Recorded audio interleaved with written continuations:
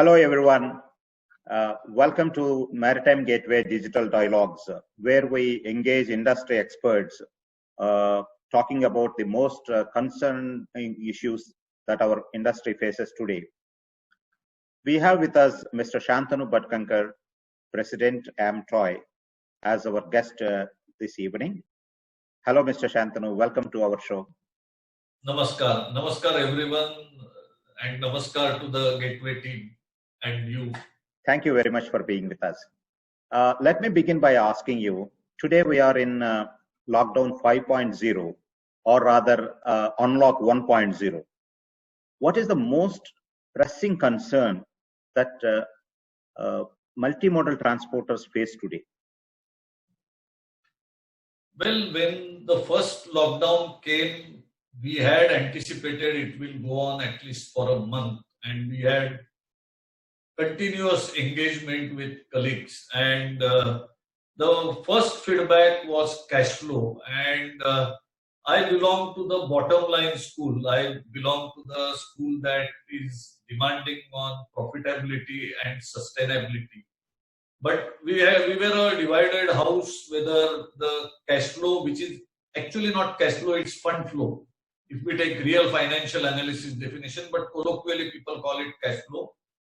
But maybe a small minority amongst us, we feel that viability, sustainability, profitability will be a key issue because many of us are self-funded and we have capital accumulated over last 25, 50, 100 years. So we are not borrowers in our industry, particularly the established firms.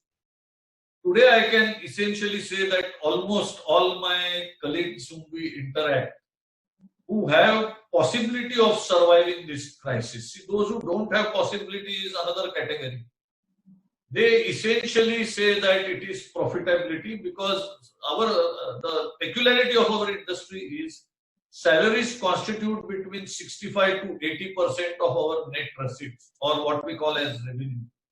That being the case, now 2 or 3 months, means maybe the lockdown started earlier, but we had already started with 50%. And the slowdown had begun with that already. So losing so much of time without any revenue itself is a big challenge. Some of us who are lucky are working at 50 to 60% capacity. And that reflects some statistics which the port and airport actually communicates. Air is even less. I'm talking about port, ocean side is better. People like me are doing bad because the industries that comprise my basic clientele are automobile, engineering, who are not doing well at all. So whatever business I have 20-25%, that also comes from agro industry, say sugar, from continuous process, say commodities like steel and grass, because they can't stop. Glass production has to go on 24 hours, steel has to go on, they can't close their furnace. Or similar chemical industry which has to operate on continuous basis have been permitted to work. So this is the kind of mixed picture I am giving now. Another geographical variation can be Mumbai-Pune zone has been worst affected. In entire country, if you see, this is the worst affected zone. So these locations have even lower volumes that are operating. So I believe it's a mixed bag, but this is largely how it's operating. Okay. Someone has estimated that our industry, because of COVID-19 impact, the losses were put at roughly approximately about 50,000 crores. What is your take on that? And is government doing enough, especially for our industry? Well, it is difficult to quantify losses at the moment because logistics industry is a mixture of apples and oranges and carrots and cabbages. Some of our sectors are highly organized. For example, the sectors I belong to, we are the most organized sector you can think of. We have associations of every sector, we have confederations, we have consultative process with government amongst each other. We are locally organized, nationally organized, and internationally also organized. whereas there is part which is completely unorganized. So of course I know there are good statistical tools to work out, but I believe considering logistics is 14% of which 1/3 comes to transportation and forwarding. So taking about 5% of GDP would be logistics. I think it's a fair estimate. I don't consider it to be exaggerated at all. What we have seen is government has supported people who are big borrowers. So there is a pro-borrowing bias, and whereas today cash is king, and we feel if you fuel borrowing, it will have downward spiral. It is like bad money, good money chasing bad money. So I believe if government has to protect jobs, it has to protect and help the companies, not just in our sector, any sector, which are adequately capitalized and those who are ability to support the current level of employment. So rather, like many other countries have done, they are paying 2 months salary, they are paying 50% salary. So government should support people who are paying full salary, retaining whole staff and continuing to pay them. And if people have salary in hand, they will be better benefited, and I am not in favor of direct cash transfer where person sits at home and gets money. A more honorable way for and more economically sustainable way is to give money to person who employs, and I have seen Europe, this being a very successful and popular model. Europe would have done far worse had they not supported their manufacturing and organized sector by these means. Pre-COVID-19 era, we had our own issues. Issues were different, and challenges were also different. Even our demands were also different. But post-COVID era, will the narrative change? Will the priorities change? Will some of the reforms or agenda will take a new direction? What is your perspective? Well, Mr. Ram Prasad, let's look at our own body or we ourselves. Who will be affected by COVID most? One who is already immunosuppressed, one who is weak, one who has comorbidities, one who has not maintained fitness, one who doesn't eat regularly or exercise regularly, and one who doesn't take nutritious food and lives on junk food. I think same applies to businesses. I feel we had certain demands with the government for ease of doing business. We had certain demands about the law compliance becoming more feasible. The smaller organizations are finding law compliance extremely hard, but I heard even a president of a very big group, I don't want to name because it is on television, saying that not only law compliance is becoming extremely expensive, but it is becoming hard in spite of putting a lot of resources. So if big, I can tell you he is amongst top 3-4 industrial houses of the country, one of their group presidents of a company. If they find it so hard, you can imagine our state, no matter how many people we apply, you can always put holes in what we are doing. So that ease of doing business should really translate for our sector. That's one demand. Secondly, if you see, we need infrastructure, we need trained people, and a lot of things are happening in this area. But one area where we are really weak is, do you know, we are last amongst least when it comes to enforcement of contract. We will be even today 160 or beyond 150 when it comes to enforcement of contract. So we are like in a war zone or country where there is no government when it comes to, because courts also take indefinite time. There is no mechanism for enforcement of contract. So customers earlier wanted to delay the payment if at all they were willing to pay. Today now most of them would like to dodge money because that has become a habit. See, you can't imagine a economic system where a smaller player finances a large organization for 30 days, 120 days. So these are typical demands we had with government, and government has been responding. You would have seen a lot of new reforms coming in that area, compelling the companies to pay SME sector within 45 days. Here somehow I have a very happy and not so happy personal example. What I can share here is one of my clients. It's a global corporation. On their own last year, they wrote me a check of 35 lakh rupees for their non-compliance of payment within 45 days.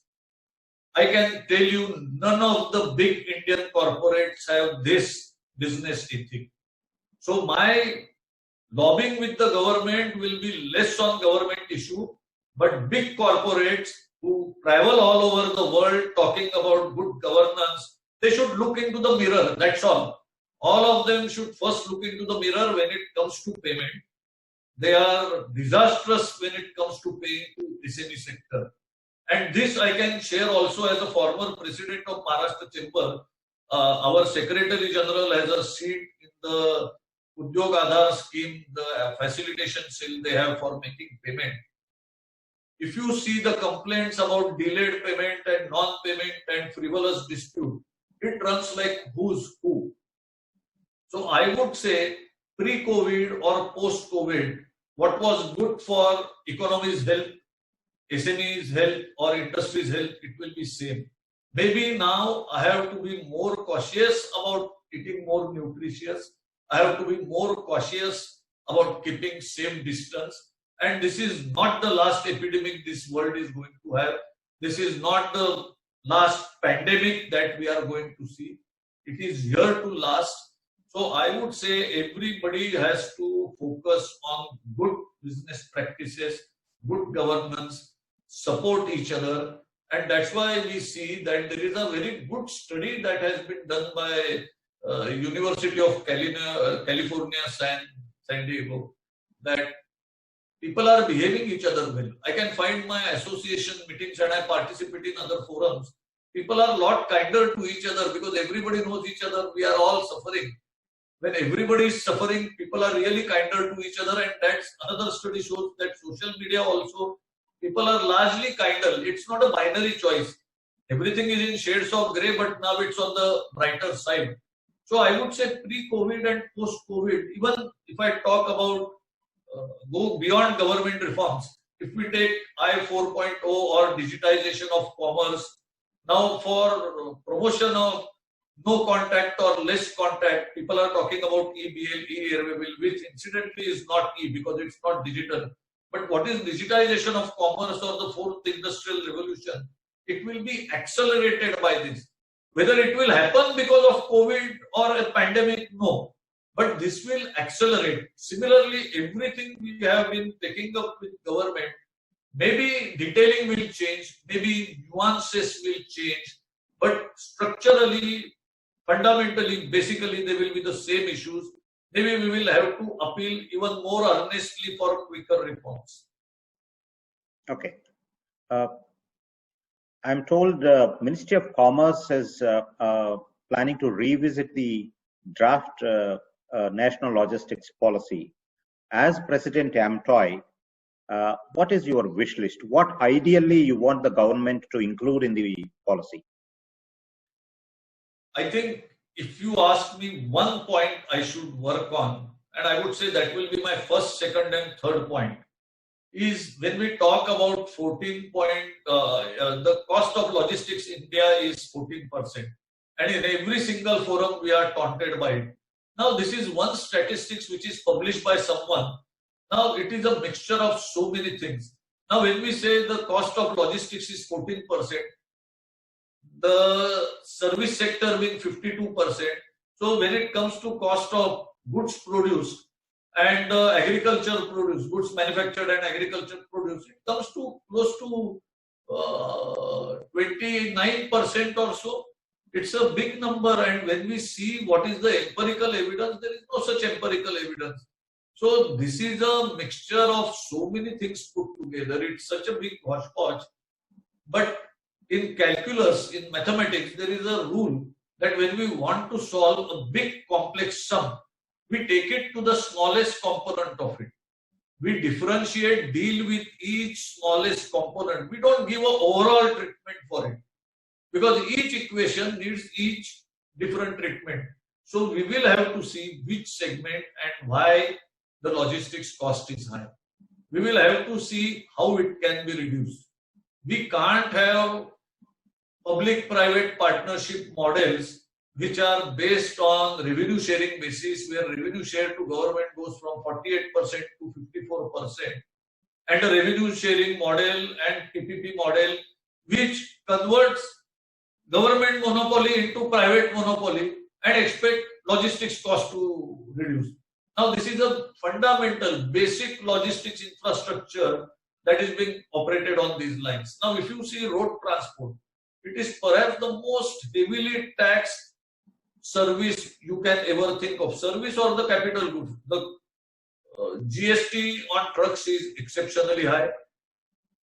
Diesel, it doesn't have GST, but these are all state and other local charges on diesel, which is basic fuel, is exceptionally high. Everywhere now you have tolls, there is cess, you pay so many taxes. So you first work out what is the component of taxes, tolls, and the contribution of PPP on all these charges. Then you consider what is the actual logistics cost. Notwithstanding all these things, the entire transport and transport organizing cost is only 13%, 30% of this 14%. Balanced things are damage to fruits and vegetables in transit, inventory holding stock. So all these things, now if you put all this together and try to address it, it is never going to be possible. You decide one or two or three areas where we want significant interest. You be sincere about it, have reliable statistics for it. And I believe these consultative meetings should be, people should sincerely listen to us. You can't have a consultant doing all these things. Consultants come, they go, and now all over the world there is a practicing professional approach. We should stop relying on consultants. Yes, I don't have the bandwidth and time to come out with a 1200 or 10,000 page report, but I can assure you the best what is read out of it is 25-page executive summary that is at a cutting edge level, and at all other level it is the one page that is read. Nobody reads 10,000 pages or 1500 pages, though everybody wants to show this is the big study we have done.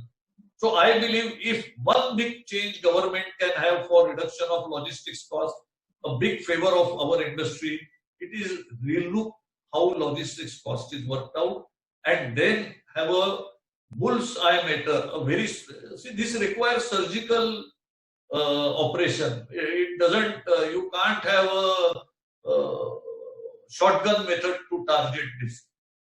Second thing, which we have always professed, what our industry needs is growth of GDP. Our industry really thrives on growth of exim trade and growth of GDP. So these are two things I will ask from the government. Thank you very much, Mr. Bhatkankar. It was a pleasure having you with us. Thank you very much for sharing these insights with us. Thank you and namaskar. Namaskar.